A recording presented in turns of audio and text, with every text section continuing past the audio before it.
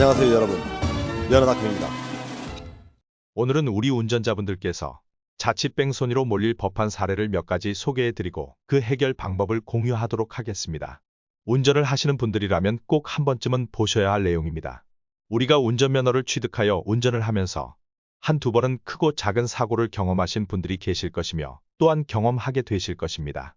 이때 자칫 사고 처리를 잘못하면 뺑소니로 몰려 엄청난 대가를 치르게 됩니다. 이것은 지난 영상에도 보여드렸던 운전면허 취소결 정통지서입니다. 취소 사유를 보면 인피교통사고 야기 후 조치 및 신고 불이행이고 결격기간은 4년입니다. 우리 구독자 여러분들께서는 이런 통지서 절대 받으면 안 되겠죠. 우선 뺑소니가 무엇인지부터 살펴보겠습니다. 차량이나 물건만 손상시켜 물적 피해만 일으키고 도주한 경우가 있고 차량을 충격하여 물적, 인적 피해를 일으키고 도주한 경우로 크게 나누어지며 물적 피해만 일으키고 도주한 경우에는 벌점 및 법칙금만 부과되나 사람을 다치게 한 경우에는 면허 취소는 물론 형사처벌을 받게 됩니다. 오늘 다룰 내용은 교통사고를 내어 사람을 다치게 하고 조치 및 신고를 하지 아니하고 자리를 이탈한 경우인 특정 범죄 가중처벌 등에 관한 법률 위반 도주치상, 즉 특가법 적용을 받게 되는 사건을 다루고자 합니다. 우선 뺑소니에 대한 형사처벌은 특가법 제5조 2.3인데요. 도로교통법에서 정한 자동차나 원동기장 자전거를 운전 중 여기서 자전거는 해당되지 않습니다. 형법 제268조의 제268조의 죄란 업무상 과실 또는 중과실로 사람을 사망에 이르게 하거나 상해를 입힌 경우를 범한 해당 차량의 운전자 이하 사고 운전자 라 한다 가 피해자를 구호하는 등 도로교통법 제54조 제1항에 따른 조치를 하지 아니하고 도주한 경우에는 다음 각호의 구분에 따라 가중 처벌한다 하였으며 1. 피해자를 사망에 이르게 하고 도주하거나 도주 후에 피해자가 사망한 경우에는 무기 또는 5년 이상의 징역에 처한다. 2. 피해자를 상해에 이르게 한 경우에는 1년 이상의 유기징역 또는 500만 원 이상 3천만 원 이하의 벌금에 처한다. 사고 운전자가 피해자를 사고 장소로부터 옮겨 유기하고 도주한 경우에는 다음 각호의 구분에 따라 가중처벌한다. 1. 피해자를 사망에 이르게 하고 도주하거나 도주 후에 피해자가 사망한 경우에는 사형, 무기 또는 5년 이상의 징역에 처한다. 2. 피해자를 상해에 이르게 한 경우에는 3년 이상의 유기징역에 처한다. 또한 행정처분으로는 운전면허 취소 처분을 받게 되고 면허를 딸 수 없는 결격기간이 사고 유형에 따라 5년 또는 4년이나 됩니다. 그렇다면 차근차근 한번 살펴볼까요? 제44조 음주운전, 제45 측정거부, 제46조 무면허 운전 등 상태에서 도주한 경우에는 결격기간 5년, 정상적인 운전자가 도주한 경우에는 4년입니다. 그럼 지금부터 자칫 뺑소니로 몰릴 수 있는 대표적인 유형벌 사례를 살펴보겠습니다.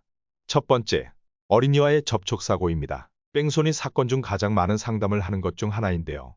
의뢰인께서 운전 중 잠시 정차해 있었는데 갑자기 어린이가 튀어나와 내 차에 부딪힌 후 벌떡 일어나더니 죄송하다고 하고는 막 뛰어서 도망을 가는 바람에 어린이를 찾을 수도 없고 내 잘못도 아니라고 생각되어 그냥 왔는데 며칠 후 경찰서에서 뺑소니 신고가 들어왔다고 하여 조사를 받았고 면허 취소의 벌금이 나올 거라 하였다는 것입니다. 이처럼 어린아이와 사고 시 어린이가 도망을 갔다고 그냥 오시면 안 됩니다. 현장에서 관할 경찰서에 신고를 하여 사고 시간, 사고 장소, 사고 내용들을 알리고 신고가 들어오면 연락해 달라고 하셔야 합니다. 그렇지 않으면 의뢰인처럼 뺑소니 처분을 받을 수 있습니다. 또한 어린이가 부딪혀 차에서 내려 괜찮냐? 다친 데 없냐? 물어보니까 괜찮다고 하여 살펴보니 외상도 없어 괜찮다는 어린이 말만 듣고 그냥 왔다면 이도 뺑소니로 처벌을 받을 수 있습니다. 이런 경우에도 꼭 보호자에게 연락을 취하던지 또는 관할 경찰서에 신고를 하고 오셔야 뺑소니로 처벌받지 않습니다. 최근 이러한 사건으로 경찰 조사를 받으신 의뢰인께서는 저희 도움으로 다행히 무혐의 처분을 받았습니다. 두 번째는 비접촉 교통사고입니다. 이 경우도 의외로 많은 분들의 상담을 요청하고 있습니다. 나와 상대 차량 간 접촉이 없었더라도 나로 인하여 사고가 발생했을 수 있기 때문에 내 차와 접촉이 없었더라도 현장에 남아 사건 상황을 꼭 확인하고 오셔야 합니다. 특히 차 옆에 지나가던 자전거나 오토바이가 넘어졌지만 내 차와 부딪히지 않아 상관없다고 그냥 오시면 안 되고 다쳤는지 확인하시고 119나 경찰에 신고를 해주시고 사실관계를 확인한 후 이동하셔야 합니다. 이러한 사건으로 현재 재판 중에 계신 분도 있으며 물론 무혐의로 종결된 사건도 다수 있습니다.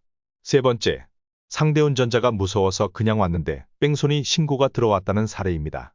경미한 접촉사고로 차에서 내려 CCTV를 가리던 중 문신을 한 상대 운전자가 큰 소리로 욕을 하여 무섭다고 그냥 오시면 안 됩니다. 피해자가 신고를 하면 뺑소니가 될 수 있습니다. 다만 상대방 운전자가 물리적 위협을 가해 공포심이 들어 자리를 이탈한 사례에서 뺑소니에 해당하지 않는다는 판례가 있긴 하나 단지 피해자의 인상과 행동을 주관적으로 판단하여 사고 조치를 취하지 않고 사고 현장을 이탈했다면 뺑소니에 해당될 수 있습니다. 오늘은 여기까지 하고 다음 시간에 나머지 실제 사례와 뺑소니 신고가 들어왔을 경우 어떻게 대처를 하여야 하는지 자세히 설명해 드리겠습니다. 다음 시간에도 기대가 되신다면 구독, 좋아요 부탁드리며 뺑소니로 공경에 취하여 조사를 앞둔 분이시라면 언제든지 연락 주시기 바랍니다.